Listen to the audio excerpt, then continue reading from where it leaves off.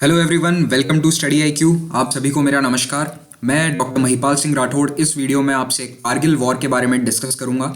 सबसे पहले आपको बता दूं कि स्टडी आई क्यू के पेन ड्राइव और टैबलेट कोर्सेज अब क्लैट और होटल मैनेजमेंट के एंट्रेंस एग्जाम्स के लिए भी अवेलेबल हैं। आप इस नंबर पर कॉल कर सकते हैं या फिर डायरेक्टली ऑर्डर करने के लिए हमारी वेबसाइट studiiq.in पे विजिट कीजिए। कारगिल वॉर कब हुआ और किस जगह पर हुआ? तो सबसे पहले इसका टाइम पीरियड था मई से लेकर जुलाई 1999। तो देखिए, ये सिर्फ 2 से 3 महीने की कॉन्फ्लिक्ट थी। लगभग 50 दिन ये लड़ाई चली थी। कहाँ पे? तो देखिए, कारगिल हम सब ने नाम सुना है कारगिल, लेकिन ये कारगिल है कहाँ, मैं आपको आगे मैप में बताऊंगा।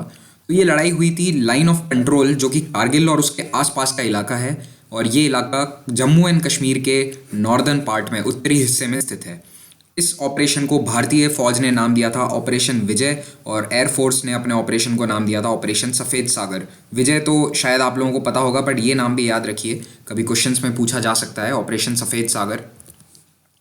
ये जम्मू कश्मीर का मैप है जिसमें ये कारगिल डिस्ट्रिक्ट आपको बता रहा हूँ। ये मैप मैंने सिर्फ इसीलिए डाला है ताकि आपको ये पता चले कि कारगिल डिस्ट्रिक्ट है, और कारगिल डिस्ट्रिक्ट कितना बड़ा है। ये है लेह डिस्ट्रिक्ट, और ये पूरा region Kargil plus Leh districts मिलकर बनाते हैं लद्दाख।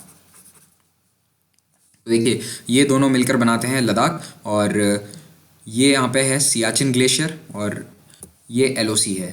ये जो लाइन आपको दिख रही है ये एलओसी है। इस मैप में देखिए कारगिल मार्क्ड है, ये है कारगिल। और इसी के आसपास के इलाके में जो ये जो एलओसी का इलाका है, इस एरिया में कारगिल वॉर लड़ा गया था। याद रखिए, कारगिल वॉर यहाँ कहीं भी नहीं लड़ा गया था, सिर्फ इस रीजन में। लगभग 150 से 200 किलोमीटर का एरिया था एलओसी के आसपास का, उसी में ये लड़ाई लड़ी गई थी, काफ़ी लिमिटेड एरिया में।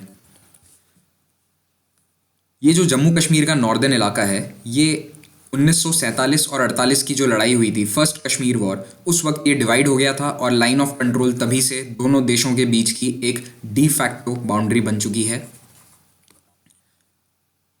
1999 आते आते जब भारत में प्रधानमंत्री थे अटल बिहारी वाजपेयी, और दूसरी ओर पाकिस्तान में प्रधानमंत्री थे नवाज शरीफ, उन दोनों ने एक पीस कॉन्फ्रेंस ऑर्गेनाइज करी। और प्रधानमंत्री अटल बिहारी वाजपेयी लाहौर गए, और वहाँ पर उन्होंने लाहौर डिक्लेरेशन साइन किया। ये बस में बैठकर लाहौर गए थे, और इसे कई बार बस डिप्लोमेसी भी कहा गया था उस ज़माने में। तो ये है, यहाँ पे आप देख सकते हैं अटल बिहारी वाजपेयी और ये नवाज शरीफ। साथ में कई फेमस हस्तियाँ भी थी, जैसे कि देवानंद और शत्रुघ्न सिन्हा। ऐसे कई प्रोमिनेंट लोगों को ये लेकर अपने साथ गए थे। तो लाहौर डिक्लेरेशन के मेन पॉइंट्स क्या थे, आपको पता होना चाहिए। देखिए, सबसे पहला था, उस वक्त 1998 में दोनों ने न्यूक्लियर टेस्ट किए थे, भारत और पाकिस्तान ने, और दोनों अब न्यूक्लियर केपेबल देश थे। तो पहली चीज़ ये कि हम न्यूक्लियर आर्म्स रेस को अवॉइड करेंगे, और एक्सीडेंटल यूज़ नहीं होना चाहिए न्यूक्लियर वेपन्स का। एक दूसरे को दोनों ने इस बात की पूरी तरह से तसल्ली दी थी कि नहीं, हम एक्सीडेंटली यूज़ नहीं करेंगे। अगर कोई घटना होती है तो आपस में कम्युनिकेशन की लाइन ओपन रखेंगे। दूसरा था नॉन कन्वेंशनल और कन्वेंशनल कॉन्फ्लिक्ट को भी अवॉइड करना, यानी कि बेसिकली लड़ाई को अवॉइड करना। तीसरा था कि हम सारे आपस के जो हमारे मुद्दे हैं, डिस्प्यूट्स हैं, उन्हें शांति से बैठकर सॉल्व करेंगे, और कश्मीर को भी हम इसी तरह से सॉल्व करेंगे। हम किसी तीसरी पार्टी को इन्वॉल्व नहीं करेंगे, आपस में बैठकर द्विपक्षीय वार्ता करेंगे। Finally confidence building measures. तो देखिए, कॉन्फिडेंस बिल्डिंग मेजर आपको कई बार इंटरनेशनल डिप्लोमेसी में शब्द देखने को मिलेगा। इसे CBM भी एब्रीविएट किया जाता है न्यूज़पेपर्स के एडिटोरियल्स में, आप ध्यान से देखिएगा। कुछ ऐसे मेजर्स अपनाना जिससे आपस में भरोसा बढ़े। तो देखिए, एक होती है दोनों देशों के director general of military operations की मीटिंग होती है, तो ये एक तरह का CBM है। उसके अलावा रेगुलरली भारत और पाकिस्तान एक दूसरे को अपनी अपनी मिसाइल टेस्ट के बारे में पहले से जानकारी दे देते हैं। यानी कि ऐसा नहीं कि हम यहाँ पे अग्नि 4 और अग्नि 5 का परीक्षण कर रहे हैं और पाकिस्तान सोचे कि हम पे अग्नि फायर कर दी गई है। जी नहीं। तो भारत की मिलिट्री ऑफिशियली पाकिस्तान की सरकार को या मिलिट्री को इन्फॉर्म करती है कि हम ये टेस्ट कर रहे हैं, और दूसरी ओर पाकिस्तान भी ऐसा करता है। हालांकि ये कुछ मिनट पहले या कुछ देर पहले ही किया जाता है, बहुत ज़्यादा पहले नहीं बताते, लेकिन फिर भी ऑफिशियली इन्फॉर्म करते हैं। तो इस तरह के कुछ कॉन्फिडेंस बिल्डिंग मेजर्स हैं। अब हम बात करेंगे उन घटनाओं की जिनके कारण लड़ाई छिड़ गई। देखिए, भारत और पाकिस्तान की सीमा जो काफ़ी ऊंचाई पे, उन पे कुछ पोस्ट स्थित हैं। जैसे ये आप फोटो में देखिए, काफ़ी पहाड़ी के ऊपर ये आर्मी की पोस्ट हैं, और ऐसी कंडीशंस में हमारे जवान वहाँ पे तैनात हैं। तो इन चौकियों को जब सर्दी आती है, बर्फ़ गिरती है नवंबर दिसंबर के आसपास, तो वहाँ से फ़ौज पीछे हट जाती है, भारत और पाकिस्तान की दोनों की फ़ौज, और वो निचले इलाकों में आ जाते हैं। और फिर से मई के महीने में जब गर्मी आती है, स्प्रिंग में, वहाँ पे उन्हें फिर से ऑक्यूपाई किया जाता है। लेकिन उस साल 1999 के फरवरी और मई के बीच में पाकिस्तान ने LOC के पास में अपनी चौकियाँ और साथ साथ में भारत की चौकियों को भी ऑक्यूपाई कर लिया। और ये उन्होंने वक्त से पहले किया, यानी कि देखिए नॉर्मल टाइम पीरियड है, मई में उन्हें वापस से ऑक्यूपाई किया जाता है, लेकिन पाकिस्तान ने फरवरी मार्च अप्रैल में ही उन पर कब्जा कर लिया। और ये कब्जा करने वाले जो थे, आज दिन तक इन पर डिस्प्यूट है। उस वक्त पाकिस्तान की सरकार ने कहा था कि ये तो मुजाहिदीन है जो पाकिस्तान से, और हमारे पाकिस्तान की फ़ौज से इनका कोई लेना देना नहीं है, ये तो कश्मीर की आज़ादी के लिए लड़ने वाले ट्राइबल फाइटर्स हैं, मुजाहिदीन हैं। लेकिन बाद में ये प्रूव हो गया था कि ये सब डिस्गाइज्ड पाकिस्तान आर्मी यूनिट से, यानी कि ये वर्दी में नहीं थे, लेकिन ये थे पाकिस्तानी सोल्जर्स। क्योंकि ऐसा खुद वहाँ के आला जनरलों ने और बाद में नवाज शरीफ तक ने एक इंटरव्यू में ये बात स्वीकार करी थी। इन्हें कुछ लोकल शेपर्ड्स ने नोटिस किया, जो चरवाहे थे उस इलाकों के। उन्होंने भारतीय फ़ौज को इन्फॉर्म किया और भारतीय फ़ौज की कुछ टुकड़ियों को पेट्रोलिंग के लिए वहाँ भेजा गया, ये चेक करने के लिए कि सही में ऐसा कब्ज़ा किया गया है नहीं। जब भारतीय पेट्रोलिंग टुकड़ियाँ वहाँ पहुँची तो उन्होंने देखा कि सही में इन चौकियों पे कब्ज़ा हो चुका है, जो कि भारत की चौकियाँ हैं। यानी कि पाकिस्तान अपनी चौकियों से आगे बढ़कर भारत के अंदर घुसा है, यानी कि LOC उन्होंने क्रॉस कर दी है। इस LOC के क्रॉस करने से और चौकियों को ऑक्यूपाई करने से एक बहुत बड़ा भारत को स्ट्रेटेजिक डिसएडवांटेज था। वो क्या था? एक इम्पॉर्टेंट नेशनल हाईवे है 1D, जो कि श्रीनगर को लेह से जोड़ता है और ये LOC के नज़दीक से निकलता है। इस हाईवे को आप ऊपर बैठे चौकियों से आसानी से टारगेट कर सकते हैं। इस मैप में देखिए, ये श्रीनगर है, ये लेह है और यहाँ से ये highway 1D, national highway 1D निकलता है और ये LOC है। तो देखिए LOC के कितना नज़दीक है। और अगर आप LOC के यहाँ पे चौकियों पे बैठे हैं तो आप इस हाईवे को आराम से टारगेट कर सकते हैं, जिससे कि भारत का लेह से संपर्क कट सकता है। और यहाँ पे कनेक्टिविटी बहुत इंपॉर्टेंट है, क्योंकि ऊपर यहाँ सियाचिन ग्लेशियर है और सियाचिन को सारी सप्लाई लेह के थ्रू जाती है। इसीलिए ये हाईवे बहुत इंपॉर्टेंट है। भारत को इस पे कब्ज़ा करना और यहाँ की कारगिल की, लेह की सारी चौकियों को लॉजिस्टिक सप्लाई, यानी कि फ़ौज का जितना साजो सामान है, आर्मामेंट्स हैं, हथियार, गोला बारूद, सब इस हाईवे के थ्रू जाता है। तो इसीलिए इस हाईवे की कनेक्टिविटी बहुत इंपॉर्टेंट थी, इसकी सिक्योरिटी बहुत इंपॉर्टेंट थी। पाकिस्तान का यहाँ पे क्या लक्ष्य था? उनका स्ट्रैटेजिक गोल ये था कि कश्मीर और लद्दाख के बीच में का जो इलाका है उस लिंक को तोड़ दिया जाए, यानी कि 1D हाईवे को कब्जा, उसे रिस्क जब हो जाता है तो दोनों का लिंक टूट जाएगा और इसके कारण भारत को सियाचिन ग्लेशियर में जो सप्लाई का रूट है वो रोक दिया जाए। और इससे होगा ये कि भारत वार्ता की टेबल पर आएगा और इस वार्ता में, नेगोशिएशन में कश्मीर डिस्प्यूट, पूरा कश्मीर डिस्प्यूट सॉल्व हो जाएगा। ये ओवरऑल एम था और इस एम में हालांकि सक्सेस उन्हें नहीं मिला, क्योंकि भारत की आर्मी और भारत की एयरफोर्स ने अपने अटैक लॉन्च किए। 26 मई के आसपास ये अटैक्स लॉन्च हुए थे, 21 मई के आसपास ये अटैक्स शुरू हुए थे और भारत के वायुसेना ने उन चौकियों पर हवाई हमले करने शुरू किए। और ये काफ़ी हाइट पे था, बहुत ही ऊंचे पहाड़ों पे ये लड़ाई हुई थी। कई बार जब लड़ाई होती थी तो रात को टेम्परेचर माइनस में चलता था। गर्मी के महीनों में भी वहाँ -10 डिग्री, -15 डिग्री के टेम्परेचर में हमारे फौजियों ने वो लड़ाई लड़ी। और लगभग 40 दिन की लड़ाई के बाद भारत की सेना ने ज़्यादातर ऊंची पोस्ट पर कब्जा कर लिया। 4 जुलाई आते आते, यानी कि देखिए मई के एंड से लड़ाई शुरू हुई थी और जून और जुलाई, यानी कि जुलाई की शुरुआत हुई, तब तक भारत ने टाइगर हिल पे कब्जा कर लिया था। 4 जुलाई को ही भारत ने टाइगर हिल पे कब्जा किया और तब तक तोलोलिंग पे भी कब्जा हो चुका था। उसके साथ साथ कई बहुत सारी चोटियां थी जिन पे भारत ने एक एक करके कब्जा किया था और इन सब पे बहुत ही भीषण लड़ाई हुई थी। मैंने आपको बताया टेम्परेचर -15 डिग्री तक पहुंच जाता था, क्योंकि रात को ही हम हमला कर सकते थे। जब आप नीचे से हमला कर रहे हैं पहाड़ी के ऊपर, तो अगर आपको यहाँ बैठा हुआ दुश्मन देख ना ले, इसलिए आपको सिर्फ रात को ही आप अटैक कर सकते हैं और दिन में आप करेंगे तो क्लियरली आप उन्हें दिखाई देंगे। तो दिन में अटैक पॉसिबल था ही नहीं।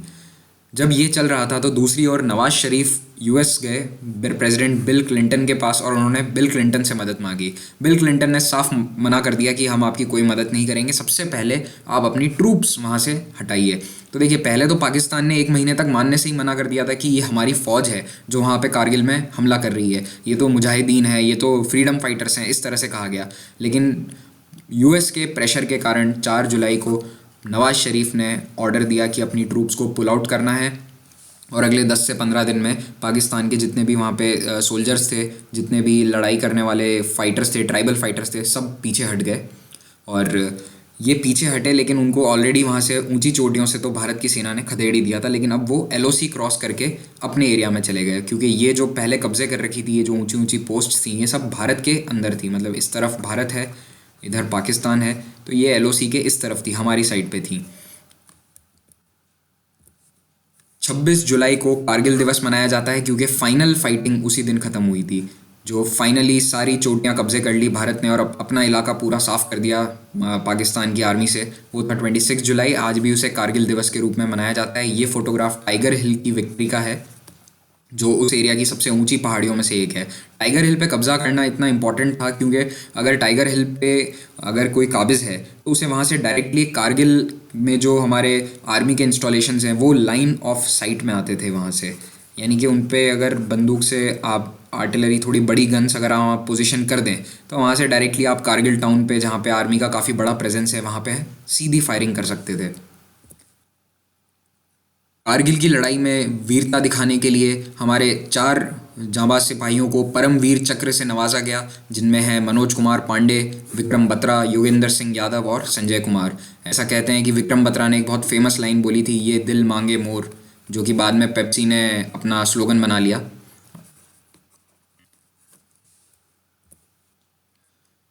कारगिल की लड़ाई में बोफोर्स गन ने बहुत अच्छे से परफॉर्म किया। ये बोफोर्स घोटाला अगर आपको ध्यान हो, 80s में 1980s में भारत ने ये बंदूक खरीदी थी, आर्टिलरी गन खरीदी थी। ये बोफोर्स की तोप आप इस फोटो में देख सकते हैं। ये एक आर्टिलरी गन होती है। तो इसने उन हाइट्स पे, उतनी ऊंचाइयों पे बहुत अच्छे से काम किया और भारत को इसका काफ़ी फ़ायदा हुआ। दूसरा, इजराइल ने भारत की मदद करी। देखिए अभी तक है ना, भारत इजराइल के फेवर में नहीं था। जब भी कभी यूएन में वोट होता था तो पैलेस्टाइन के पक्ष में भारत वोट डालता था, लेकिन इजराइल ने हमारी बहुत ही अहम मौके पर हेल्प करी। जब हमें ऑर्डिनेंस की ज़रूरत थी, आर्मामेंट्स यानी कि गोला बारूद की हमें ज़रूरत थी, तब उन्होंने हमें सप्लाई किया। और अनमैन्ड एरियल व्हीकल्स, यूएवी यानी कि आज जिसे हम ड्रोन्स कहते हैं, वो तक भारत को सप्लाई किए एकदम क्रूशियल वक्त पर। तो इससे इजराइल के और भारत के रिश्तों में काफ़ी सुधार हुआ।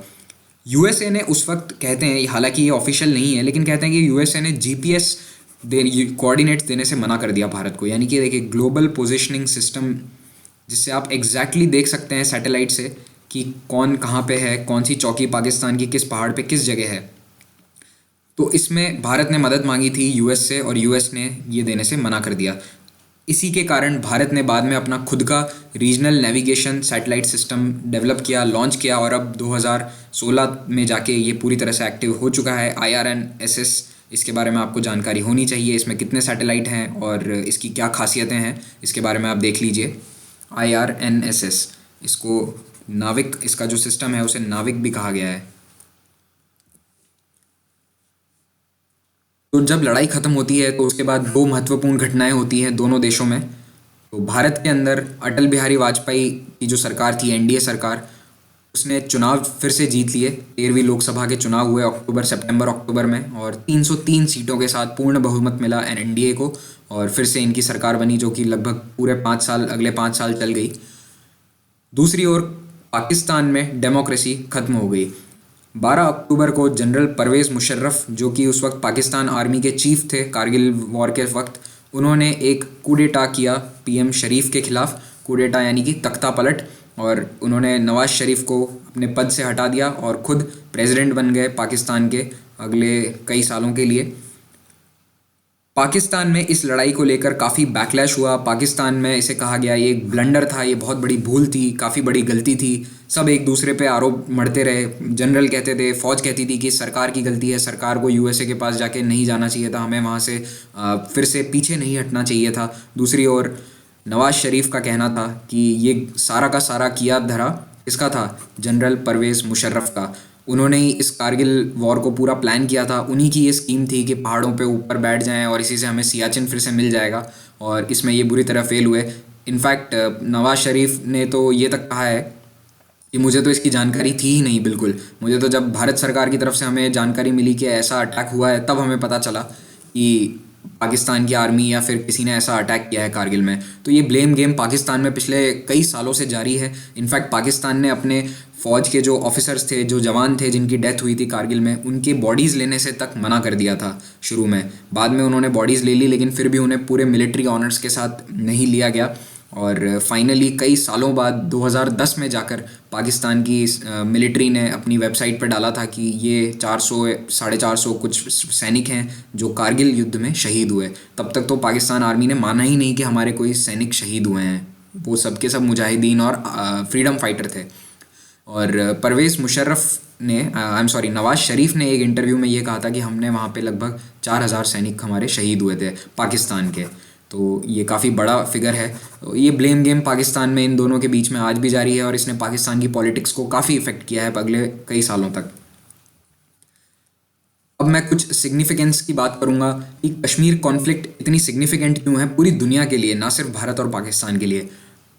पहली चीज़, ये दुनिया की एकमात्र लड़ाई है आज दिन तक जिसमें दो न्यूक्लियर केपेबल देश आमने सामने एक दूसरे से ओपन लड़ाई में लड़े हैं। यानी कि यूएसए और रशिया की भी काफ़ी सालों तक कोल्ड वॉर में लड़ाई थी, लेकिन दोनों की सेनाएं कभी आमने सामने नहीं लड़ी। भारत और पाकिस्तान का ये युद्ध एकमात्र ऐसा इंस्टेंस है जब दोनों न्यूक्लियर केपेबल देश थे। और 1998 में मैंने आपको बताया था कि पाकिस्तान भी न्यूक्लियर केपेबल हो चुका था और भारत ने भी अपना दूसरा न्यूक्लियर टेस्ट किया था पोखरण में, इसलिए दोनों के पास न्यूक्लियर वेपन्स थे। तो पूरी दुनिया में एक डर बैठ गया था कि अगर ये लड़ाई आगे बढ़ती है तो हो सकता है कि भारत पाकिस्तान एक दूसरे पे न्यूक्लियर वेपन्स का इस्तेमाल करें। दूसरा कि पहली बार देखा गया कि भारत पाकिस्तान की लड़ाई में लगभग चार लड़ाइयाँ हो चुकी थी, कारगिल चौथी लड़ाई थी। तो उसमें पहली बार ऐसा देखा गया कि वॉरफेयर काफ़ी लिमिटेड एरिया में था। बाकी हर युद्ध में लड़ाई काफ़ी एरिया में छिड़ी थी, पंजाब वाले बॉर्डर पे, कश्मीर के एरिया का जो बॉर्डर है एलओसी इंटरनेशनल बॉर्डर, बांग्लादेश की लड़ाई में दोनों ईस्ट वेस्ट दोनों फ्रंट पे लड़ाई छिड़ी थी। लेकिन इस लड़ाई में एरिया था काफ़ी लिमिटेड था, इसे इसलिए कई बार लिमिटेड वॉरफेयर कहा गया है। और ये काफ़ी ऊंचाइयों पे लड़ाई लड़ी गई थी, लगभग सारी पीक्स जो हैं 4,500 मीटर से 5,500 मीटर की ऊंचाई पे थी। ये बहुत ऊंची हाइट है। आपको मैंने बताया कि यहाँ लड़ना बहुत मुश्किल है, लॉजिस्टिक्स की प्रॉब्लम है, सामान नहीं पहुँच सकता, हथियार नहीं पहुँच सकते, इंसान का वहाँ पे रहना मुश्किल है। आप सोचिए वहाँ पे हमारे जवान लड़ाई लड़ते थे क्योंकि वहाँ रात को टेम्परेचर गर्मियों में -15 डिग्री -20 डिग्री तक पहुँच जाता है। ऐसे क्लाइमेट में, ऐसे एरिया में लड़ाई लड़ना बहुत ही मुश्किल होता है।